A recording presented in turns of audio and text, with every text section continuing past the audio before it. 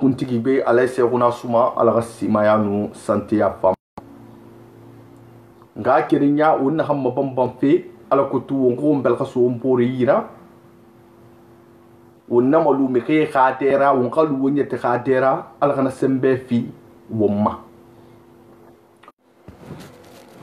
mo khakir ma so fi ndik na kan to ti bori khumma kire so fe na ra nu bori khumma gaga fe wonna kolon won khonni wonna faz na hamma wonna kolon sonja na ham fandan gife wonga kirinye fari won barbore fari anu lagine de pidim fari wonna kolon gifure ko bi na ham findixi coronavirus ra a hun saxne dunyama atin dunyara to amike kayi kana wama kuntigi be alay seguna suma soboti algasimaya no santeya fama na ham findirto baskot santigira na ham findirto baskot yaratira na ham findirto baskot khumma falamara ano ni coordination saganye ha binye bumma na fala coordination saganye na mane alagi Ousmane Baldebe na ham findir coordination halpulara kuntigi keyama alagi Ousmane Balde alaga simaya no sante ya fi afama Guinée forestière fan na mane de be salam ale e bar wali hagige na ganna pa ala kutung won tangama guerre civile makina kay julbe be misalmini ko on kala ko woni hande enen andi ko woni sonjugo la Guinée mais comme woni hal golo hande fulbe ben ko yon andu un fop no foti la Guinée misalmini ke on kala ko woni Alpha Condé gouvernement jima kono buri coronavirus komi hali lantewi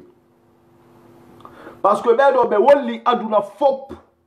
ko be kefere be wulla alla hande be wulla alla jango sina wullu tugol miskina be me dundo be hette si Allah wilando jabi ko ngano satti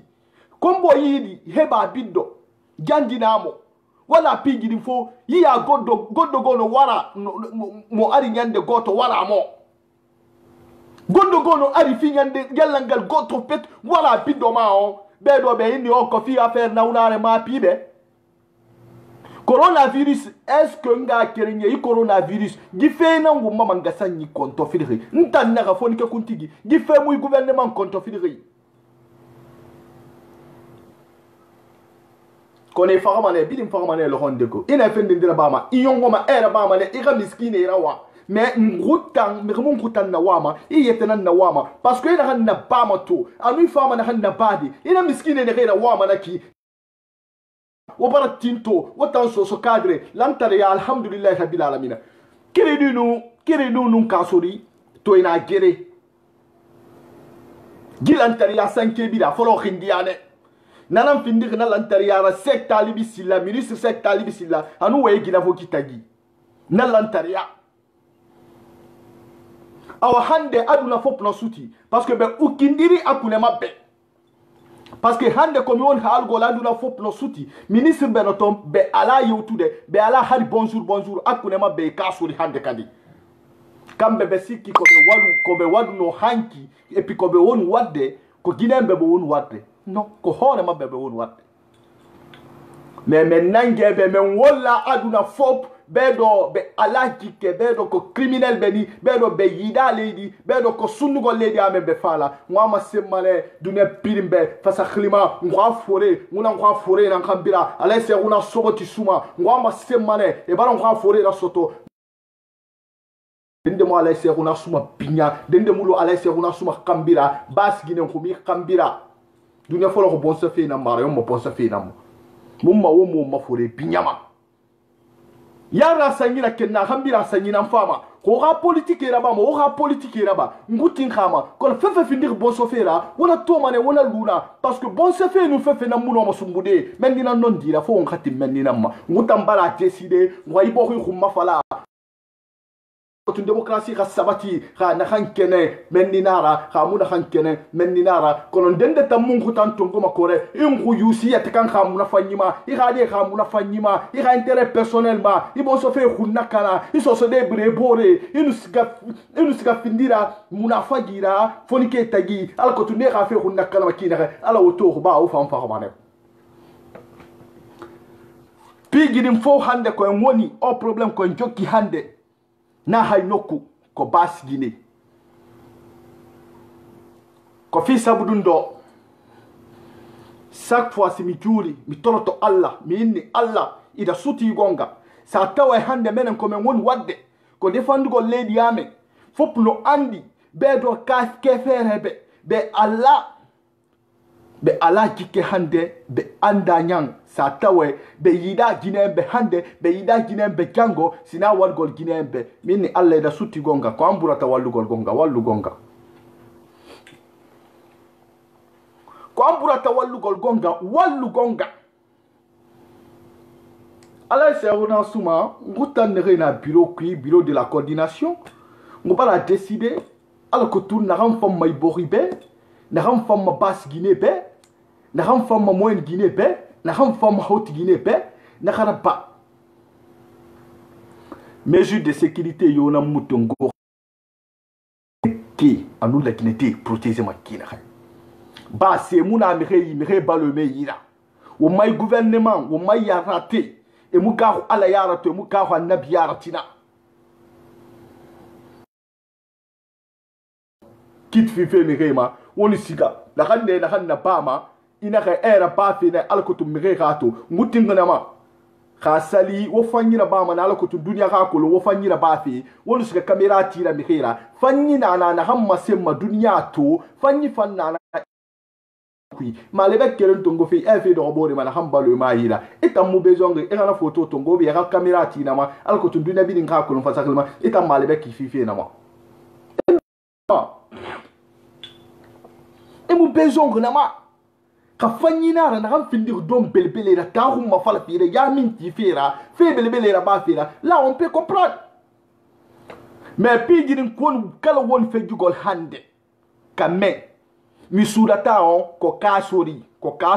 baydi aribo kiridi bangura maliki sankon ko kambe won bonnugol lakine mais men hali men windi kaydi aduna fop hebi o kaydi adina fop no suti ko be wadi me windi fo discours ko be teni video ko be wadi yinnugol be gette himbebe yinnugol communauté gi mabbe wula gere men wolle dundo aduna fop yiya dundo c'est Allah wilan do jabi parce que gonga no sati koy min ko gonga buratala o combat kan won wadde hande na fi affaire parti politique ko fi affaire lady nga kerenye won kha kolon won na girma so na hayto won na yine fo won khati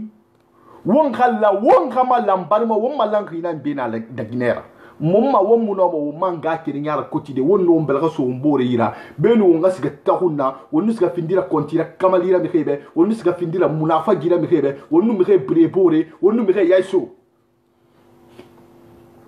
kasori yobuno himbebe onon andi Maliki Kamara wodi membre du bureau de la coordination Basse-Côte internationale kasor mi khebe sare fine alkotum ntara Maliki Kamara anun dimi et là on fofana enfin vidéo là bas meki anu mema tulay e khane gere Amérique bokhima mi khayna khay déplacer na kui et siga et sa Maliki Kamara ha famille attaquée alors que gi fait gere ma so wonta fo le temu na khay anu wonto fa ma temu na khay afalane anakhe mi rira dembaya c'est sacré et tanan gundi keli manifestation la lutte contre l'impunité faut être Angri sarak nyamanema ala ko tun kombara ba makira muhammad sen dunya pilimbe assassin nan naira criminel nan naira yemu gawma la yara to yemu gawma la yara tina la gine mu rafanye mato la gine mu rafanye matina premier mandat ma ko me ni di no ko ebola nati la gine deuxième mandat ko njokido na odo coronavirus kadinati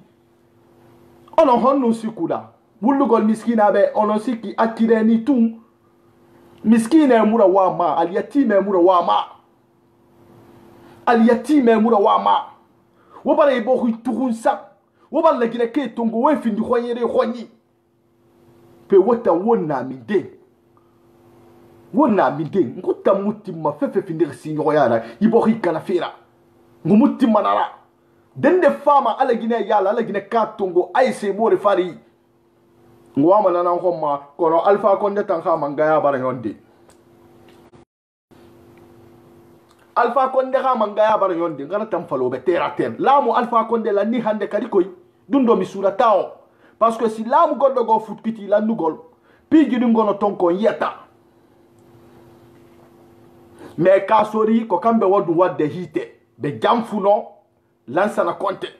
wo wujji budi adnangal foplo suti dundo wo doki wo yeyi Amerique ba wo yeyi Amerique wo landi kadi sukar wo inni o lansana konte no fala wargol mo jamfa ko be wadi hanki ko o jamfa won nangugol be hande nga kerenye wa kolonguna combat la ce combat est vraiment noble mais nous sommes en face de l'injustice totale. C'est la raison pour laquelle nous avons décidé de mettre en place une nouvelle transition pour défendre ces pays et défendre les intérêts supérieurs des Guinéens. C'est la raison pour laquelle la dernière fois, par la voie des 4 coordinations, nous avons demandé à les autorités morales de mettre en place un gouvernement d'union nationale qui pourra organiser les élections libres et transparentes pour le pays, pour ne pas que la Guinée se retrouve dans un chaos qu'on ne peut pas imaginer ni voir même expliquer. Aujourd'hui, on sait très bien que M. Alpha Condé, il a été appelé par les puissances mondiales qui l'ont dit, M. Alpha Condé, écoutez, vous acceptez de partir par la grande porte, nous allons essayer de vous proposer quand même, et on va vous donner un poste de responsabilité au niveau du Nations Unies. Mais avec tout ça là, il ne veut pas comprendre. Mais, on n'a pas fait basse Guinée Badera, ou on n'a pas fait basse Côte Badera, on n'a pas fait basse Côte Badera, ou il n'a pas fait Ouétenana. Sera Ouénara, il a fallu Fouham à faire un mebou mané. To wotambala amase ngube womunga fore binyari womunga yarate binyari womunga kuntige binyari agolo wotamma ngutanka ngutuluti wotana wotana ham falama angutanka nanana me wotana ham falama ngutanka nanana ba parce que ala fe wotana ngira awa wule ngutan lasiri nan nankura ngunon di na matoma ngunon di humma fala ngufenan tu na ham fama bas Guinée be afa moyen Guinée be afa haute Guinée be afa Guinée forestière be kono ngumu muha kuntigera soto fira ala na na sembe fi roma ora kolo lansara konten nane ana mindento lansara konten na mindento o nyahu kafri na naura wo nyahu wo sosede mundu maliri wo la Guinée de mundu maliri wo kobire tongo mo kobire minima wo Guinée dume de gema wo fama sema dunia be aboy fanyira na utanyira wo le fanyira baba de ndaka akoloma dunia pininga ko tan fanyira ba fi ça pourra pas continuer trop c'est trop. Nous avons assez souffert dans ce combat. Nous avons assez souffert dans ce combat. Monsieur Alpha Condé et son gouvernement doivent savoir, et son clan, que ce pays ne les appartient pas. Ils ont été tout dernièrement corrompus sur le plan international. Les vaccins qui ont été ramenés à Conakry, qui n'est pas au courant de ça? Quand nos parents de Dubreka, nos frères et sœurs qui sont à Dubreka se sont levés, la population de Dubreka, parce qu'ils étaient prêts pour faire ces vaccins de coronavirus, alors que le pays le plus touché, ce n'est pas dans les pays européens qui sont plus touchés, mais pourquoi on veut taxer ça là-bas, chez nous en Guinée, alors qu'ils ont accepté de prendre l'argent pour aller taxer ces médicaments chez nous. C'est de la foutaise totale, c'est de la moquerie envers nous. Mais tous ces problèmes, ça sillonne en Basse-Guinée parce que tout simplement, c'est les cadres de la Basse-Guinée qui sont responsables de tous ces conflits, en commençant par Kassori Fofana, Baïdi Haribo, Malik Santkon et Kiridi Bankoura. Mais ils vont tous payer un jour.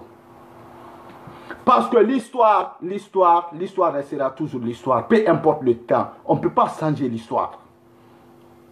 Mais aujourd'hui, les individus là, mal intentionnés, ils ont décidé de mettre le feu brûler la Guinée au profit de leur propre intérêt. Voilà aujourd'hui où sommes-nous. Ce coup d'État constitutionnel que les gens disent que la nouvelle constitution a passé, ça n'a pas passé. S'ils n'ont qu'à crier de gauche à droite, ça c'est non-événement pour nous. Nous, on ne considère même pas. Parce qu'il n'a jamais eu des élections en Guinée. C'est un pagaille en fait qui a été organisé par ces gouvernements. C'est un pagaille qui a été organisé par ces gouvernements. Oui, c'est un pagaille. Aucun Guinéen à l'étranger ne me dira qu'il a voté. Alors, qu'est-ce que vous voulez qu'on fasse? Il n'y a même pas eu 7% de participation à cette élection législative. Mais comme c'est des perturbateurs, c'est des personnes mal intentionnées qui ont décidé aujourd'hui de brûler le pays, de mélanger les gens au profit de leur propre intérêt, leur intérêt personnel. Mais la justice va les rattraper un jour. Parce que nous n'allons pas tolérer les profiteurs. Trop c'est trop. Nous voulons maintenant la justice pour nos mamans qui ont perdu leurs enfants. Nous voulons la justice maintenant pour les personnes qui ont été arbitrairement arrêtées par ce gouvernement sanguinaire. Mais je vous dis, tôt ou tard, on ne peut pas changer l'histoire.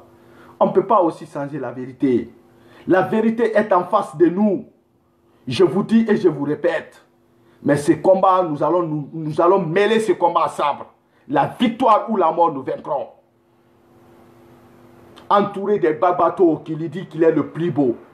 Il se croit supérieur à tous les Guinéens. Parce que ces gens-là, ils nous prennent des bêtes. Comme nous, on était des bêtes, quoi. On n'a rien dans la tête.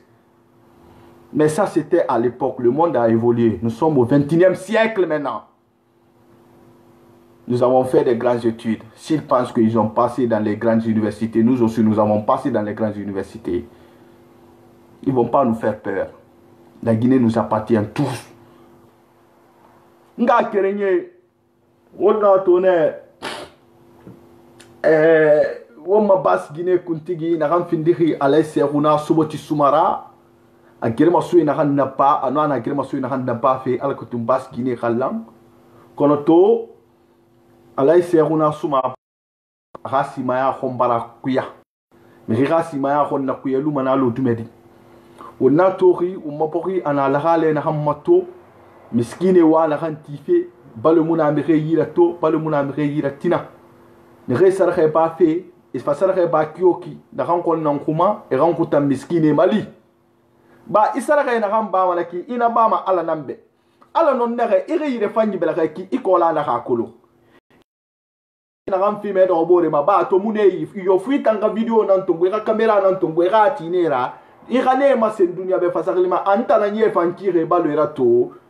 kabarayi na nakui ala na barayi kolo bankutan na fasari munko yi alon ni munko yira kono kanana yema ala ko tunguta miskini ngufan kabalo ngutin kanama wonko balo sonko yira wo kamera tinkura wo video partager video ne reitimma dunia pirina na gamu fama effacer de wonko kima na ganna ngona kan dom ma khifini reisaka anyo kawon kuma ti duniya ma ala koto wa ko lo fara bafi parce que ma hayna ran sara khaybama ina gambara na tengai fe belebele raba igana fe belebele na hannaki ina hanna bama natan khayamin ti fe nara ka ponsa fe nara ka logement fe nara ou bien ka dom belebele nara ino ma video rabati alkotum ika tara kolo ika population na kolo ika commune mirera kolo fasaklima antanyira ba fe atan kutinga nama dunia bilin tinga nama kono khasadi itam mirina mbolo sofa ira enveloppe kuide ou bien emale kilo kere ou bien kilo fini nam five mirima ritam va ina afrika camera tirane nanti ramma irane nanti ramma irane nanti ramma iramale kilo kere kilo ira fala ba sale narba nafa kasori fofana o bala décider to wala Guinée alana ona non di malima o bara potere ba tongo ton wailan bas Guinera wailan passport bandera wailan la Guinée bandera o ay coup d'état constitutionnel alba sembe fiuma ko la lukioki sembe kana mane lo honde farhuna no ha yarinti abidara yo minde a misali tunga yetra atan ka mangaya mate alabe ama fala de ala na ra inen tamma mangaya mate alabe amin dento alukioki kan fakamane ina ka dunya khanu ibore adama hunakana ibore giri ala ko tun dunya ha muna fanyima ntambara ina falube wongere maso ina khay to la Guinée fam makina khay la Guinée de lam makina khay wonga kiri nyala kutima kina khay wonno wombela ka so mo mbore kina khay fule fe muna na hankui manike fe muna na hankui forestier fe muna na hankui so fe muna na hankui wonno wombela ka so mbore ira won la Guinée ya ilam bari ma womma langi nan be na la Guinée ra womma langi nan be na la Guinée ra ina ka terena adama mula meterena fefe muna na hammu nyom mafala ha mangaya kire alay se guna suma to bascot badde e bara masin alay se guna suma be kuntigi nara e bara masin alay se guna suma be fo masin alay se guna suma be e la Guinée ra fama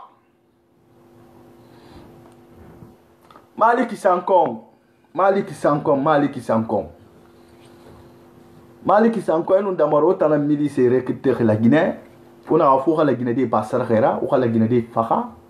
ou khuna kana ko kambe wadi dundo mais comme halata hande kadi en fop en doa da Portugal ko honno en gedda ta fi de fandugol hore ame parce que jama sonjike aduna no mapi en fop en mapi fi affaire coronavirus mais au gouvernement quand même no buri coronavirus be do ko kefere be di sabuji mappe ko be yobe yi Guinée be fop no mai ko dum do burata be mais woni ro gonga yatte yandego Allah hetto to fulbe be ko mi haali Allah hetto to fulbe be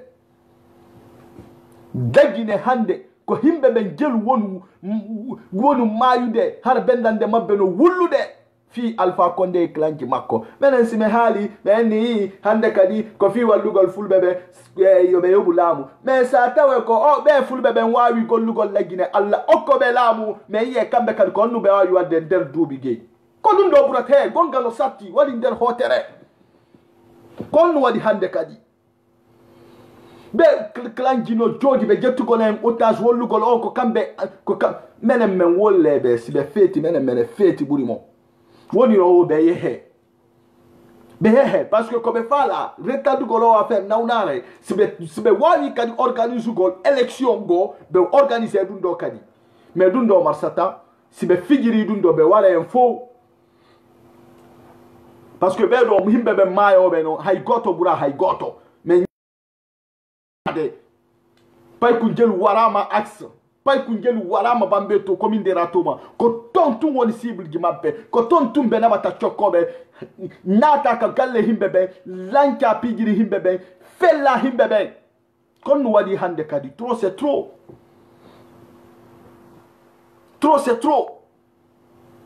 goddogo yaha goddogo tawa ka sudu makko lanka ba fande makko nata tawa moton piyamo waramo wujjamo kadi ande kadi ko milanda ta commerçant men yino no be bonnu no boutique gi mabbe onon kadi onon commerçant be ko yon jaw prix hande kadi sen sonje en fo ko en sonje der hotel hande kadi en fo ko en sonje hender hotel kadi parce que himbe ben no sikki menen comme wol halde ko fi affaire fulbe ben ni ko fi affaire maninka be ni be anda si la Guinée si moji qu'on faut bénéfice to na fi affaire pullo si la Guinée marsi na fi affaire sosojo na fi affaire manikajo na fi affaire forestier hande kadi commerçant be yobe kiu prix o sumayon en faut bien sonjo parce que Allah wadi la Guinée hande kadi ko sonja en wodi ko no wadi trop c'est trop min ko yeso buratala toko be no jalti hinni golo kambe be wadde menten do jaha lanka magasin himbe be nata ka galle himbe be wujabe Geta pigiri ngimabe. Commerçant qui onon kadikoyon andu honon wawi gerade hande ka défendu gol hore mako. Parce que min goddo go mi défendre to hora si mi yima ida ari ida fala wujugol la ubiya fala lancugol bergeze mi felle toba. Mi fellete. Mi fellete. Na windi innugo la ba ka kojo ko ya nata hanka galle himbe be hay ku kombo yi hali dundo himbe be sa hali himbe be be ine affaire naunare honu est-ce que be gouvernement quand même no mapi ofia o affaire naunare be do même pas parce que tout monde aduna fo paro no mapi ofia affaire o naunare na nder dundo kambe be profiti be organiser élection na nder dundo kambe be profiti be organiser élection ko nder dundo be profiti be organiser ba dundo landi be ni hande kadi men suspendi men wadini dono yattini dono wadi hande mi yirawobe gedu ginembe gelu no wullude hande kadi fobbe ben no to kotirawo mabbe warama miyangi mabbe warama bibbe mabbe warama jaja mabbe warama e onon kadi ko en yurme hande kadi ko honnu bedo be fala ko honnu bedo be yidi est ce que bedo no yidi en bedo be yida en be yida en kala ko wadi be ni ko fulbe be kala ko wadi ha fulbe be ko honnu wadi kel fulbe be na ginembe jo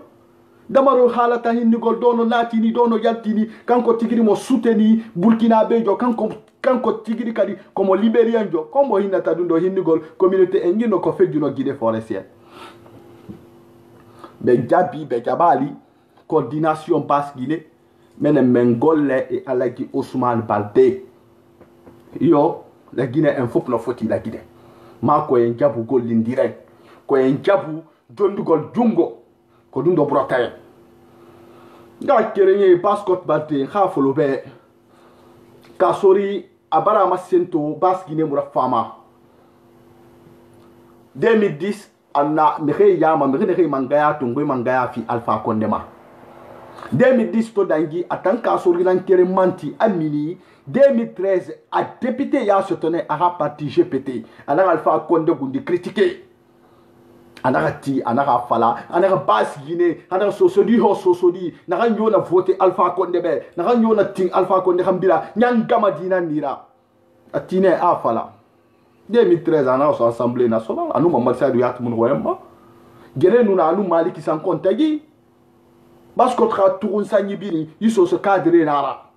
gilantariya biri yiso so cadre nara ina mallam groupe kuyi ndesiga brala nde ha Guinée fora ndesiga nde khli kanara wonna han khli dende he beno hakke na barama fulu won siga fe minde dunia na minde kore wonna fa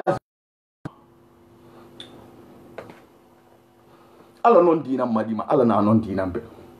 muta ine la Guinée khafan dende hamme la Guinée khafira ikatama démocratie na pasapati mi dondoron ti di muno ma fade ji mu kiyoti e rawo manga kiri nyaka na wuma e rawo mbra wombore e rawo tukunsa awa hika do menen komen landata menen me hinni hande kadi ko fulbe be men sutanata kambe kadi yobe hebulamu men dare ko honnu bedo konnu fulbe be wawi parce que Allah wadi nyanko bas Guinée e futa jalon sendi konon woni recording do woni gonga ko yeso pour atala wallindire Allah gise kuna décider dundo hande kadi menen décider dundo menen ka bawo dundo mais bedo woni ro si Alpha Condé o fala ko honno wadi hande kadi na président jo la Guinée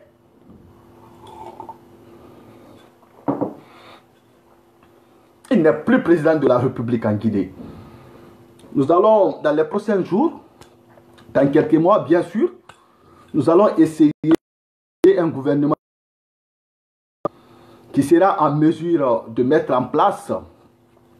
un ministère uniquement dirigé pour la réconciliation nationale. Et puis au sein de ce gouvernement, nous allons essayer d'organiser les élections libres et transparentes dans le pays pour donner le pouvoir à un citoyen qui sera choisi par le peuple de Guinée. Je crois que ça, c'est pas compliqué. Parce que nous savons très bien, M. Alpha Condé arrivé au pouvoir avec 2 mandats volés, a décidé de mélanger la communauté aujourd'hui. C'est Seramusembe sotor la Guinée Borimato Foule, Signoria, Tore, Anum Miskineya. Nanan Sembe sotor Wongoni. On a phase na meki. Mire pas le me yira. De Guinée de Torofe. C'est mon amire yira. Mire contre Filfe. Ngakiri nya barkana. Futi barkana. Nya pili. Yira mouna fagiyama. Awa sonon route nouvelle génération. On a pas 2010, on a pas 2015, on route mouna labe. Baskot encore il a yité kunara. Quand on a bar fin de compte, kamali bar fin de charger bakra. Ilu bera. Ika inanaki. Quand on route en ka kuntige tan, ya raté tan. Dende mon kwa kuntige pinya et mon kwa foré pinya ngumune khafe nguma mufama lude khafe parce que nguta na kwa kuntige na kambira nguna kwa foré na kambira nguna non dina mbe nguga ko ala na nyara nguga ko ngufa de yara ngwa ko ngufa manetina e nguma khore à la responsabilité na ramfir nguta mato bas Guinée ko mafala fira kan ngu bas Guinée ko mafala wure fari ngona ti wule be tina ngunu baskot ke ngu bramane ngu bore ngunu la Guinée ke fansa kiti mane ayama parce que ala na sembe tunga na ya rati ya tungo anaka lankunde khali tungo anaka womalla anaka responsabilité ya tungo afima na responsabilité ya kui inara ba fuma ya kui ala kundi muti mima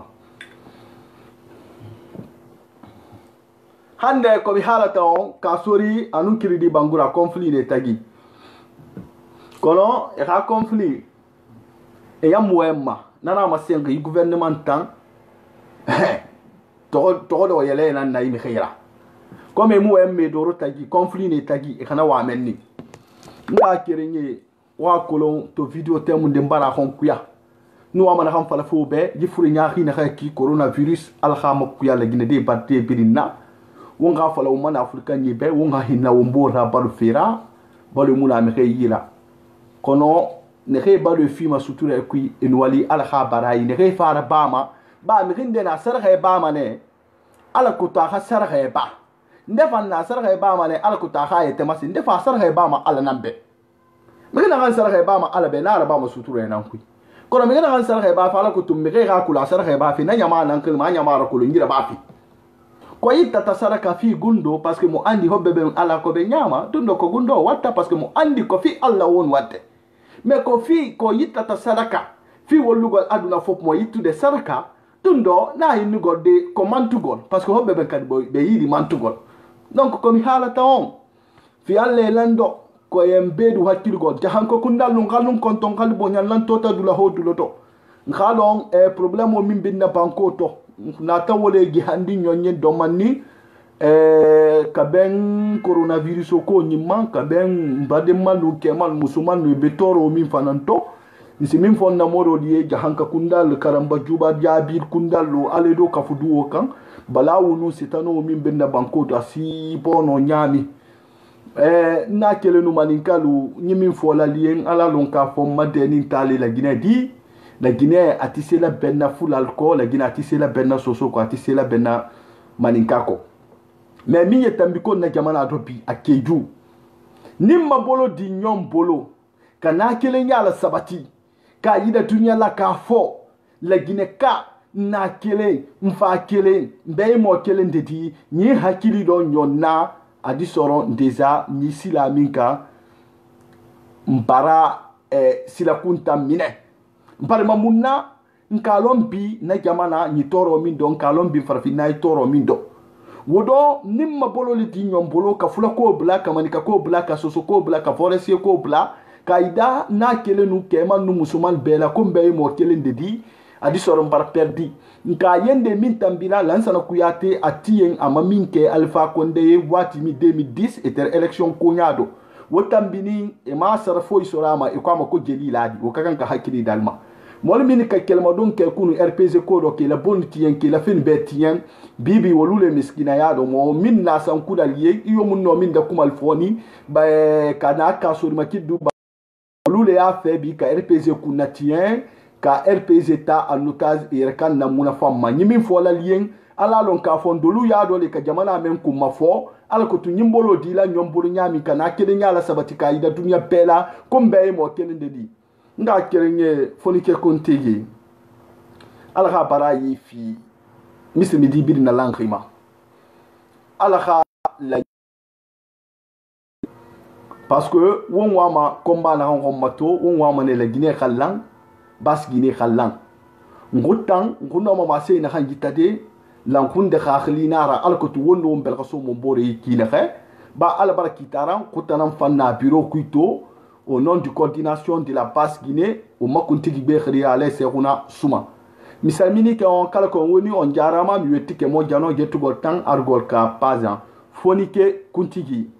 membre du bureau de la coordination des jeunes de la base Guinée, chargé de la communication et de la nouvelle technologie. Donc, nga kiringi mboro bin na lankri khebu bascot membre a communiqué Maliki Kamara salam ale Mematoulaye Konté salam ale Fofana Dimi salam ale Chemine la grande Youssouf Moria Salifou Fode Kamara Kadiatou Bangoura obini salam ale Mariama Kamara bisous obini salam ale otan ne yetina igrema sura bafe afo sabati afo bon so fi khalang ala bara ifi obirima fonike kuntigi